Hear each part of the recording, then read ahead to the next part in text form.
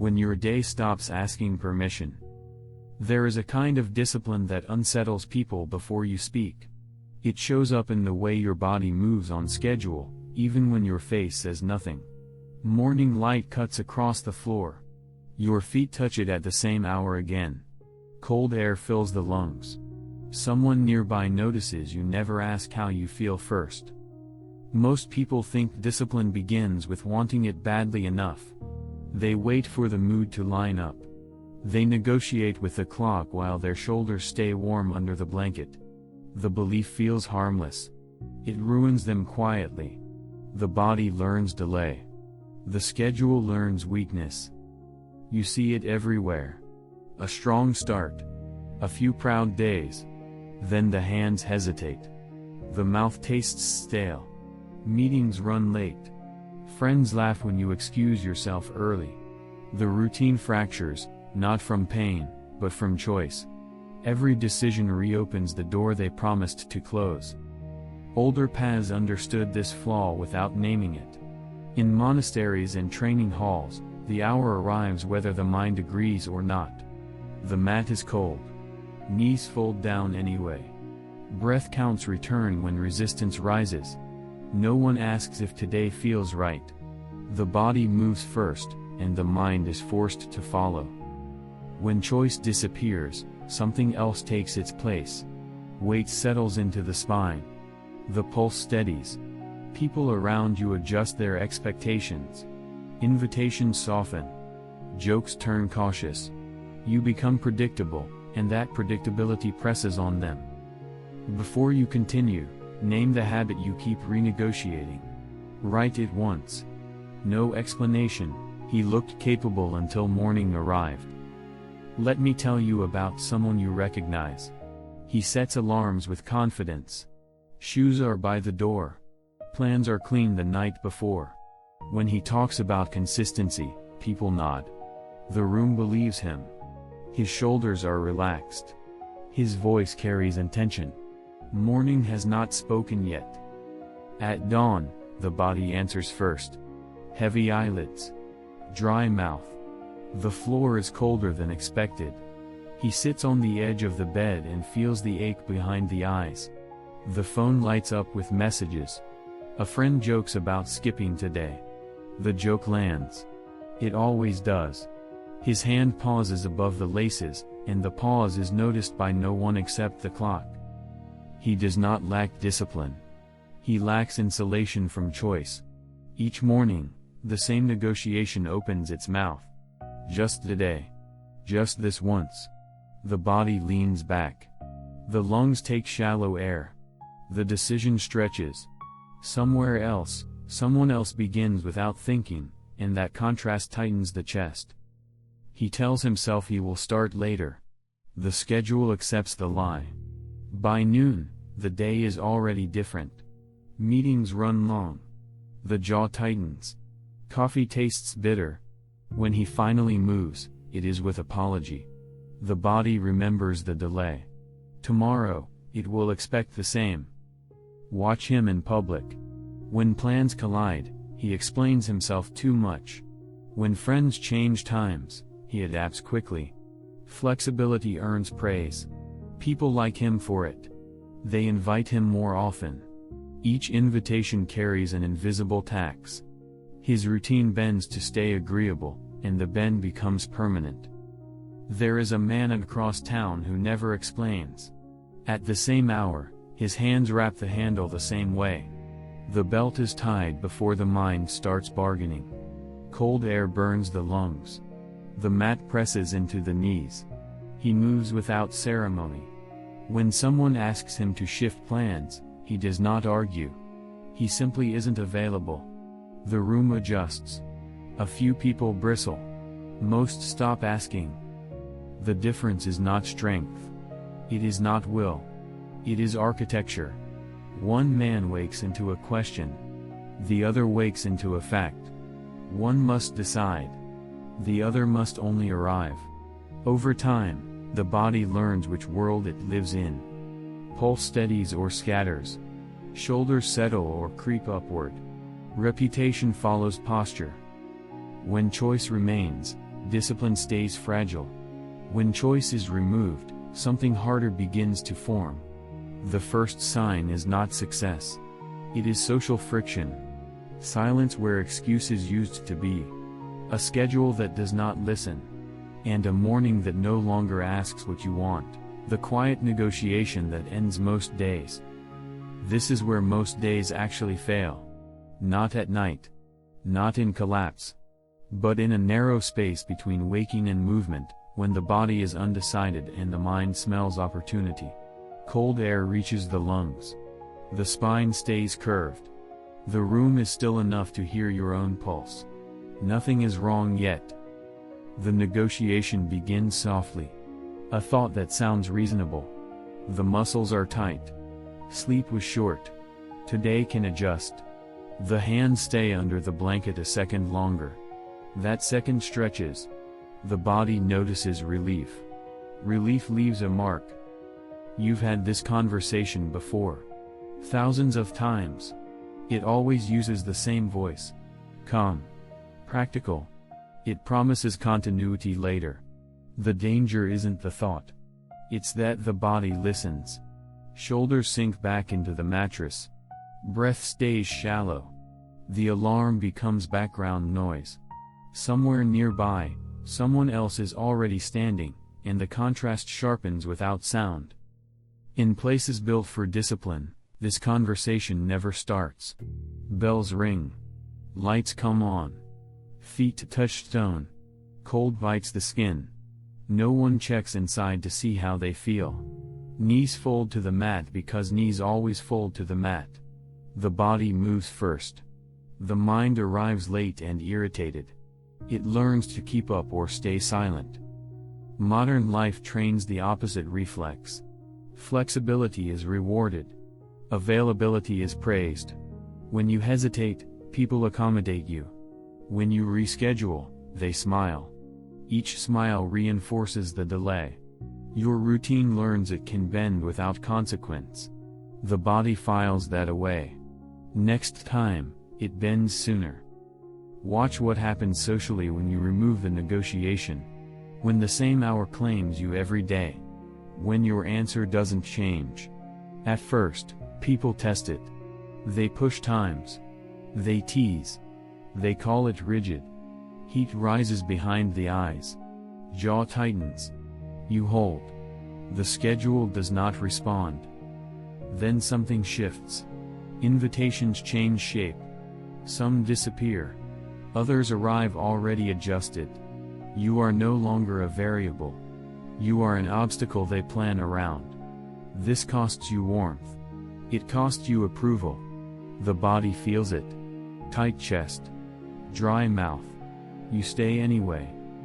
The internal war doesn't end quickly.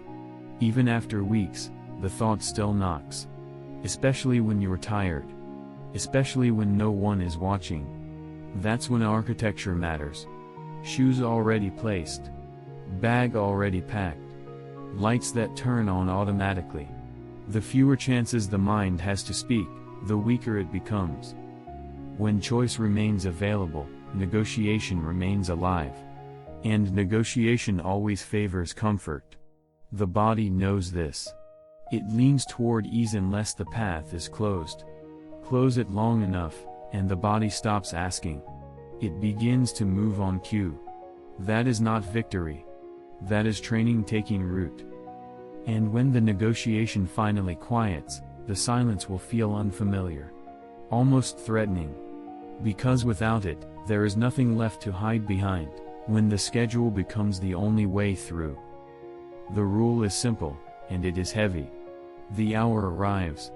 The action follows. No space opens in between. When rain hits the windows, the plan does not look up. When the body is slow, the body moves slow, but it still moves. The floor is cold. Feet meet it anyway. The breath burns. It is counted without ceremony. Most systems fail because they invite discussion. They ask for feedback. They want alignment. Alignment creates a meeting. Meetings create delay. Delay teaches the body that the door is unlocked. The body tests unlocked doors. Watch a man who has removed the door entirely. His alarm sounds. He does not sit up to think. His hand reaches. The light clicks on. Eyes sting. The spine straightens by habit, not courage. In the kitchen, water runs the same length of time. The cup is filled without looking. Someone in the house grumbles about the noise. He does not answer. He leaves on time. This is not intensity. It is repetition without drama. Hands wrap the handle the same way. Shoulders settle into the strap. Outside, the air is sharp. Skin tightens. He walks into it. A neighbor waves, surprised to see him again at the same minute. The surprise fades over weeks. Predictability replaces curiosity. The mind still protests. Especially when tired. Especially when sore. The protest is quieter now, but it waits. This is why the rule cannot bend. When exhaustion appears, intensity drops, not consistency. The pace slows. The movement stays. Sweat is lighter. Breath is rougher. The chain remains intact. Social pressure increases when the rule holds. Friends suggest flexibility. They offer better times. They call it balance. The word lands warm. The chest tightens anyway. Saying no costs something. The cost is paid in awkward silence. In raised eyebrows. In fewer messages. The body feels exposed. Heat behind the eyes. Jaw clenched. You keep the hour. Over time, the system trains ahead of resistance. When weather turns, the location shifts automatically. When travel interrupts, the next available slot is claimed without debate. There is no moment where you ask what makes sense. Sense has already been decided. The body stops scanning for exits. This is the part people misunderstand. Removing choice does not make you harsh. It makes you precise. There is less energy wasted on justification. Less time explaining. When asked why you can't, you don't reach for reasons. You simply aren't available. The sentence ends cleanly. The room adjusts or it doesn't. Eventually, something settles. The pulse steadies sooner. The shoulders stay lower. Morning stops feeling like a test. It feels like arrival. Not because it is easy, but because it is known. The unknown has been cut away. What remains is a path that only works if it is the only one left, keeping the chain unbroken on bad days. Bad days reveal the truth faster than good ones. The body wakes thick and slow. The mouth tastes dry. The legs carry a dull ache from yesterday. Outside, rain needles the glass. This is where most routines shatter, not from catastrophe, but from disappointment. The expectation of perfection tightens the chest. The moment it can't be met, the hands let go. In places built to last, perfection is never the demand. Continuity is.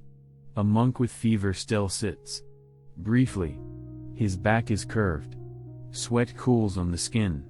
He breathes shallow. Others notice and say nothing. The chain holds because it is acknowledged, not because it is impressive. You see the same rule in training halls. An injured warrior practices footwork slowly. The pace embarrasses him. The room hears the scuff of his steps. Younger students glance and look away. He stays. The movement is smaller. The hour remains intact. Leaving would be louder than limping. Modern discipline fails because it confuses intensity with legitimacy. If the session can't be full, it's skipped. If the output can't be clean, it's delayed. The body learns an all-or-nothing language. On nothing days, nothing happens. The gap widens. The return feels heavier each time. Watch what happens when the rule changes. The day is bad. So the action shrinks. Shoes are still worn. The door is still opened. 5 minutes replace 50. The floor is still cold. Knees still touch it. Breath is uneven. Someone nearby asks if you are okay. You nod and keep moving. The social discomfort is sharp. You feel seen. You do not perform. You complete. This is not compromise. It is preservation. The chain is sacred. Once broken, it demands explanation. Explanation invites negotiation. Negotiation invites delay. The body remembers the break longer than it remembers the effort. Over weeks, the system begins to anticipate weakness. When exhaustion appears, intensity drops without debate. When time is stolen, the smallest unit is claimed immediately. Not later. Immediately. The calendar stops feeling like a battlefield and starts feeling like a rail. You move along it whether the view is good or not. Others notice the change before you do. They comment on your consistency with a tone that isn't praise. It's curiosity mixed with distance. They stop suggesting shortcuts. They stop offering excuses on your behalf. You become harder to rescue from your own rules. Inside, something steadies. The pulse doesn't spike when a day goes wrong. The shoulders don't rise as high. You know what happens next. There is relief in that knowledge, even when the action is unpleasant. Perfection never protected you. Continuity does. And continuity only survives when the chain matters more than how it looks. Decisions made before pressure appears. The real collapse never happens during chaos. It happens when chaos asks a question. Rain falls harder than expected. A meeting runs long. A message arrives with urgency in its tone. The body tightens. Breath shortens. This is the moment most people begin to think. Thinking feels responsible. It is usually fatal. In older systems, responses are decided long before they are needed. When rain falls, training moves indoors. No pause. No evaluation. The feet change direction without ceremony. The skin is already wet. It doesn't matter. Someone watching notices how little time it takes. They feel a flicker of unease. You did not check with anyone. Modern routines leave gaps for judgment. Those gaps widen under pressure. When the day breaks unexpectedly, the mind scrambles. Options multiply. Each option demands energy. The shoulders rise. The jaw tightens. By the time a decision is made, the hour is gone. The body learns that pressure dissolves structure. Watch what happens when the response is fixed. When travel disrupts the schedule, the next available slot is taken immediately. Not optimally. Immediately. The bag is set down. Shoes come off. Then go back on. The floor is unfamiliar. Knees still meet it. Someone else in the room asks if it can wait. The question hangs. You move anyway. These pre-decided responses feel rigid to outsiders. They call it extreme. They suggest flexibility. Their voices are soft, reasonable. The body reacts before the words are finished. Heat behind the eyes. A pulse in the neck. You don't argue. You don't explain. The rule was set earlier, in a calmer hour. That version of you speaks louder than the one standing here. This is how unseen obstacles lose their power. Not by being anticipated perfectly, but by being denied the chance to negotiate. When exhaustion appears, intensity drops without discussion. When injury surfaces, form simplifies. When time is stolen, the smallest unit is reclaimed. Always the same pattern. Always the same order. Over time, the mind stops offering alternatives. It learns they will not be taken. The body begins to move as soon as disruption appears, not after it settles. This is visible. People comment that you're quick to adapt. They mistake decisiveness for speed. They don't see that the decision was already made days ago. Inside, the effect is quieter. Fewer spikes of frustration. Less resentment toward interruptions. You no longer feel ambushed by the day. The day arrives carrying known shapes. You step around them without stopping. The danger now is subtle. When systems work, Complacency whispers. It suggests review, optimization, improvement. Those words reopen the door. The schedule doesn't need improvement. It needs protection. Because once pressure finds a question to ask, it will ask it every time, when the body moves before permission is given. There is a moment when effort quietly steps aside. It doesn't announce itself. It shows up as motion that begins before agreement. The alarm sounds. The hand moves. Light fills the room.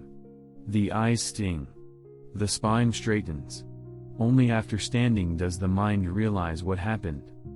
This is unfamiliar territory for most people. They are used to dragging themselves forward, used to bargaining. When movement precedes consent, it feels almost intrusive. The body has learned the rule too well. It no longer waits for approval. That loss of control unsettles the mind. You feel it in small ways. Shoes are on before the weather is checked. The door closes before messages are read. Outside, cold air tightens the skin. Breath shortens, then steadies. Someone calls your name, surprised you are already leaving. You lift a hand without stopping. The exchange is brief. Social warmth cools. You keep moving. This is where identity begins to shift. Not in declaration, but in reaction. When plans change, you no longer feel panic. When obstacles appear, you don't scan for alternatives. The body has learned what happens next. It goes there. The mind follows, quieter each time. Others notice before you name it. They say you're intense, or rigid, or predictable. The words are meant lightly. They land heavier. You feel the separation in rooms you used to blend into. Conversations shorten. Invitations become specific or stop altogether. The cost is real. Tight chest. A pause before responding. You accept it. The internal experience changes too. There is less friction in starting. Less drama in continuing. Fatigue still exists. Pain still exists. They just no longer vote. When exhaustion shows up, pace adjusts. When injury whispers, form simplifies. The rule remains untouched. The body understands the difference. This is not automation in the mechanical sense. It is conditioning of identity. You are no longer someone who decides whether to show up. You are someone who arrives. That distinction is felt physically. Shoulders rest lower. The pulse settles faster after disruption. Sleep comes cleaner on nights when the hour was kept. The danger now is subtle pride. Watching yourself move without resistance can feel satisfying. Satisfaction invites observation. Observation invites commentary. Commentary invites the mind back into the process. The body notices the return immediately. Movements slow. Hesitation flickers. The discipline here is quieter than before. You protect the silence. You don't talk about the routine. You don't analyze it. You let the body keep leading. Each time the mind tries to step in front, you feel the drag. You remove it again. Because the moment permission is required, the old negotiations wake up. And once they wake, they remember exactly what to ask, the social cost that proves the change is real. The final resistance does not come from inside. It comes from people who were comfortable with your flexibility. They felt safe knowing you could be moved. When that stops, the room shifts. Conversations slow. Jokes sharpen. The air grows thin around certain invitations. You feel it when you decline without explanation. The words leave clean. I'm not available. No reason follows. Someone raises an eyebrow. Another laughs it off. Heat rises behind your eyes. The silence stretches. You let it. The body remains still. The pulse steadies on its own. This is where many people fold. Not from fatigue, but from the need to belong. They soften the rule to smooth the moment. Just this once. The chest loosens. The room warms. The body registers relief, and stores it. Next time, the relief arrives sooner. The rule weakens without a sound. When you hold, something else happens. People adjust their expectations. Some drift away. Others respect the boundary without saying so. A few test it repeatedly, hoping to find a crack. Each test costs you something. Tight shoulders. Dry mouth. A moment alone afterward to let the tension pass. You pay anyway. Predictability becomes your reputation. You are known for leaving early. For arriving at the same time. For being unreachable during certain hours. This reputation closes doors. It opens different ones. Neither asks for your opinion. The body feels the trade before the mind names it. Inside, there is a quieter consequence. Without constant social negotiation, energy returns. Mornings feel cleaner. Evenings feel shorter. You stop replaying conversations in your head. The rule has already answered most questions. The mind rests in that absence. This is not isolation. It is alignment. The people who remain learn the shape of your days. They stop asking you to bend. They plan around you or not at all. When they do speak, it's direct. Less noise. Fewer apologies. The body relaxes into these exchanges. They feel honest, even when they are brief. The cost never disappears entirely. There will always be moments when standing firm feels cold. When warmth is offered in exchange for flexibility. You feel the pull in your chest. You recognize it now. It is the same pull that once dismantled your mornings. The difference is that the schedule no longer listens. It stands where it stands. You stand with it. Not proudly. Not defiantly. Simply without discussion. At this point, the discipline is no longer about time. It is about who decides. And the answer has already been given. When discipline stops asking who you are today.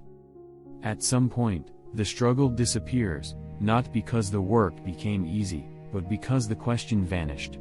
The body no longer asks who you are today. It already knows. The hour arrives. You arrive with it. Cold air fills the lungs. The spine sets. There is no surge of emotion, no inner speech. Just movement, already underway. This is where most language about discipline fails. Discipline is not something you perform daily. It is not a behavior you maintain. It is a condition you inhabit. A structure that decides before you are tired, before you are busy, before you are tempted by comfort or approval. When choice is removed, identity takes its place. The strongest person is not the one who can push hardest. It is the one who no longer needs to push at all. The negotiation ended quietly. The schedule hardened. The body adapted. What remains is not intensity, but inevitability. You move because this is what happens next. Others will still misunderstand. They will call you rigid, predictable, extreme. They will offer flexibility as kindness. You will feel the pull of warmth in those moments. Tight chest. A brief loneliness. Let it pass. You have already paid for flexibility before. You know the cost. What you have now is colder, but cleaner. Fewer promises. Fewer explanations. Fewer mornings lost to debate.